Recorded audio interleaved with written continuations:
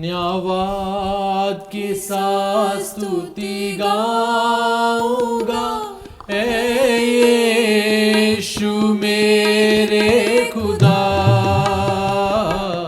उपकार तेरे हैं बेशुमार, कोटि कोटि स्तुति धन्यवाद।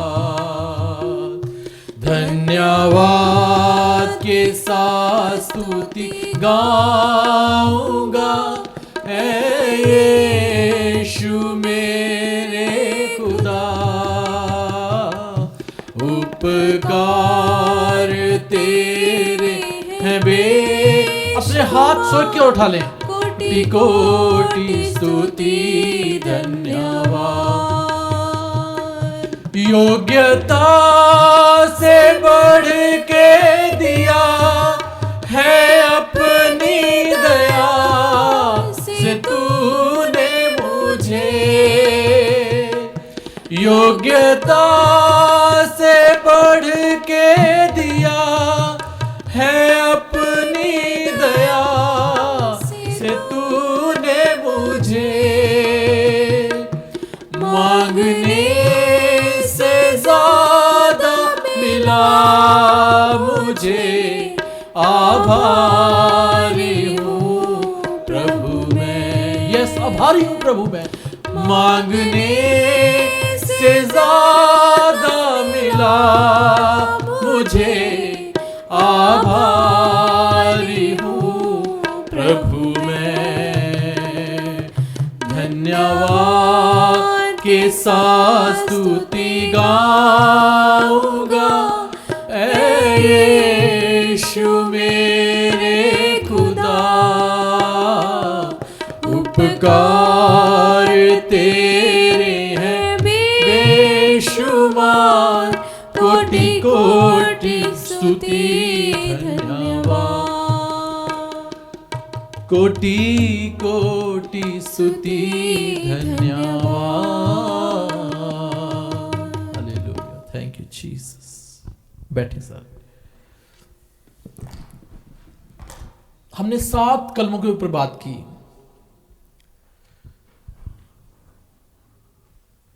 जब मैं इसमें मनन कर रहा था और मैंने इसमें सीखा, मैं आपको सिखाना चाहता हूं। पहले जो 3 कलमे हैं जो प्रभु ने बोले, वो सेकंड पर्सन करके बोले, हे पिता इन्हें क्षमा कर, आज ही तू मेरे साथ फिरदौस में होगा। और तीसरा बोला, तेरी माता और तेरा बेटा। लेकिन बाकी 4 कलमे जो बोले प्रभु ने, वो बिल्कुल उलट थे। वो पिता से बात कर रहे हैं, वो उन कलाम की वर्सेस को कोट कर रहे हैं जो व्यवस्था विवरण में और पिछली स्क्रिप्चर्स में लिखी गई, जो पुराने अहदनामे में लिखी गई। हालेलुया। जितनी बातें प्रभु ने बोली वो लिखी गई सारी पहले। उन्होंने उस बातों को कंप्लीट किया। परमेश्वर का कलाम कहता है अब मसीह व्यवस्था का अंत है। अगर हम अभी भी व्यवस्था के अंदर हैं तो हम कर्स के अधीन हैं, क्योंकि व्यवस्था जो है वो श्राप को लेके आती है। प्रभु ने अपनी मौत के द्वारा हमें उस श्राप से आजाद किया। Hallelujah. We are no more under any curse, not a curse or the curse, any कर्स। किसी भी हम श्राप के अधीन नहीं है। अब ये हमारे लिए गुड न्यूज है। हालेलुया।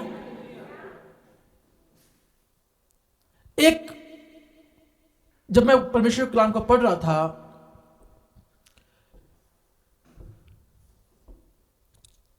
उस सलीब के नीचे प्रभु का मजाक, उसकी मौकरी उड़ाने वाले लोग खड़े थे। उसको बुरी बुरी बातें कहने वाले लोग खड़े थे। और वहां पे बाइबल में 4 तरह के लोगों के बारे में लिखा गया है। पहला सिपाही, जो कहते थे अगर तू यहूदियों का राजा है तो बचा अपने आप को। वो डाकू, लिखा है वो डाकू भी उसकी निंदा करते थे। मेरे पास कलाम लिखा हुआ है यहां पे। मत्ती की इंजील उसका पढ़ेंगे नहीं, समय नहीं है। मत्ती 27:44, डाकू जो उसकी निंदा करते थे, अगर तू मसीह है तो हमें भी बचा, और खुद भी नीचे उतरा। और एक और कैटेगरी थी वहां पे, हाई प्रीस्ट, पुरनीय, शास्त्री, और वो निंदा, उनका स्टाइल जो था वो स्क्रिप्चर्स को कोट करके उसकी निंदा करते थे। परमेश्वर के कलाम में लिखा हुआ है, जबूरों की पोथी भजन संहिता उसका 22 अध्याय, जिसमें प्रभु कहते हैं मैं अपनी हड्डियों को गिन सकता हूं, मैं बशान के सांडों के बीच में हूं, उन्होंने मेरे को घेर लिया, वो मेरे कपड़ों के ऊपर चिट्ठियां डालते हैं। दाऊद ने कई हजार साल पहले ये बात लिखी, भविष्यवाणी की। आज वही वचन प्रभु यीशु मसीह के जीवन में पूरे हो रहे हैं। और परमेश्वर का कलाम कहता है, भजन संहिता उसका 44 अध्याय, वो मेरी निंदा करते हैं और उनके वचन मानो ऐसे हैं कि वो मेरे अंदर को छेद देते हैं, छेद रहे हैं वो मेरे को। सिर्फ फिजिकल पीड़ा नहीं थी, ये मेंटली पीड़ा भी थी। इट वॉज नॉट ओनली के प्रभु यीशु मसीह फिजिकल पीड़ा में थे। जो सलीबी मौत है रोमन अंपायर की सबसे खतरनाक मौत थी। इतनी ज्यादा खतरनाक थी कि जो रोमी सिटीजन थे उनको किसी और तरीके से मारते थे, अगर कोई बड़ा अपराध हो, सलीब नहीं देते थे। उनको पता था ये सबसे खतरनाक मौत है। नॉट ओनली फिजिकल, मेंटली खुदा का कलाम कहता है कि भजन संहिता 42 अध्याय उसकी 10 आयत मैं पढ़ देता हूं।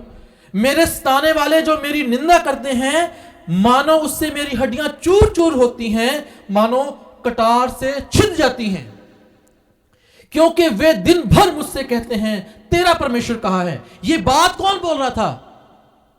अगर परमेश्वर इससे खुश है तो परमेश्वर इसको उतारे। हम उसी सलीब के पास खड़े हैं। भजन गाया, आता हूं सलीब के पास। मैं और आप उसी सलीब के पास खड़े हैं, जो सलीब हमारे कफारे के लिए खड़ी की गई।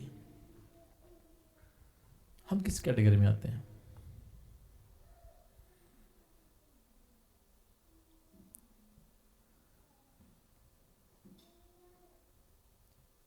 मेरा छुटकारा पॉसिबल नहीं था, मेरा उद्धार पॉसिबल नहीं था अगर वो क्रॉस ना होती।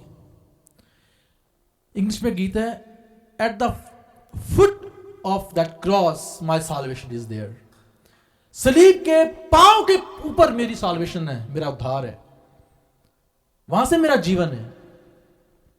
मैं जिस जगह पे खड़ा हूं वो प्रभु के चरण है, लेकिन उसके लिए अपने मुंह से अंगीकार करना जरूरी है। आमीन। प्रभु ने अपना काम पूरा किया, प्रभु ने बोला इट इज फिनिश्ड, अपना काम प्रभु ने पूरा किया। अब मेरी बारी है उस उद्धार को लेने की। शास्त्रियों ने, फरीसियों ने, सदूकियों ने, महायाजकों ने, जो कलाम के ज्ञाता थे, उन्होंने प्रभु को सलीब पर चढ़ाया। बाइबल का ज्ञान हमें कई बार अंधा भी कर सकता है। अगर नहीं तो फरीसियों को देख लो, महायाजकों को देख लो। जो जब प्रभु यीशु मसीह सलीब पे थे तो वही वर्सेस कोट कर रहे हैं जो उसके लिए लिखी हैं, और वहीं पे उन्होंने ठोकर खाई।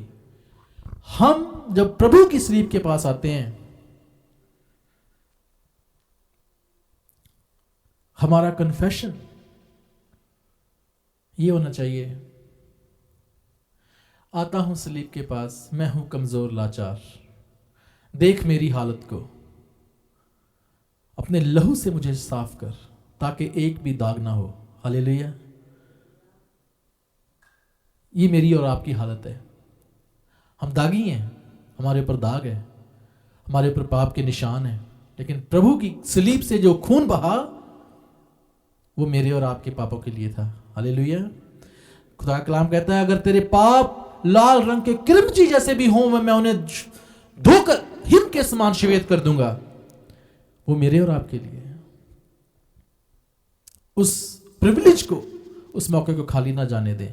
ये गुड फ्राइडे हम सब के लिए गुड है, लेकिन उन लोगों के लिए गुड नहीं था। प्रभु ने बोला वो समय आता है, हे यरूशलेम तूने वो बातें, जब तेरे पे अनुग्रह की दृष्टि की गई तूने वो बातें मिस कर दी, तूने वो बातें खो दी, तूने वो अपॉर्चुनिटी गवा दी। वो समय आएगा कि तेरे बैरी तेरे को घेर लेंगे और तेरे ऊपर पत्थर में पत्थर भी ना छोड़ेंगे। और परमेश्वर के कलाम को अगर पढ़े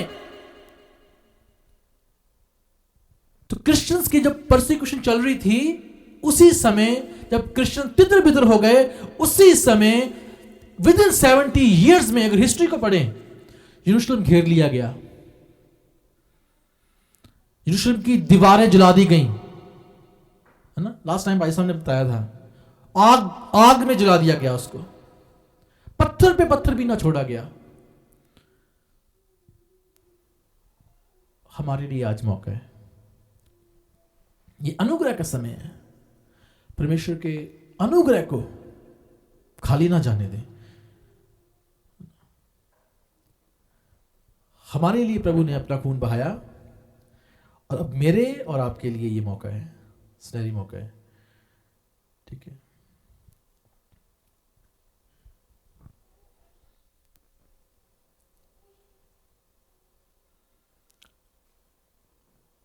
बहुत सारे लोग इस कैटेगरी में आते हैं जो कहते हैं जो अपने आप को बचा नहीं सका वो दूसरों को क्या बचाएगा। बड़े लोग बोलते हैं, लेकिन प्रभु कहते हैं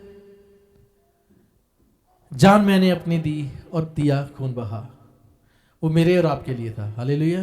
प्रभु कहते हैं मैं अपनी जान देता हूं, कोई मुझसे उसे छीनता नहीं है, मैं देता हूं। सो जो काम प्रभु लेके आए वो पूरा किया। अगर प्रभु वो काम पूरा ना करते तो आज हम अधूरे होते। अब हम उसमें मुकम्मल पाए जाते हैं, पूर्ण पाए जाते हैं। राइट। परमेश्वर आप सबको आशीष और बरकत दे।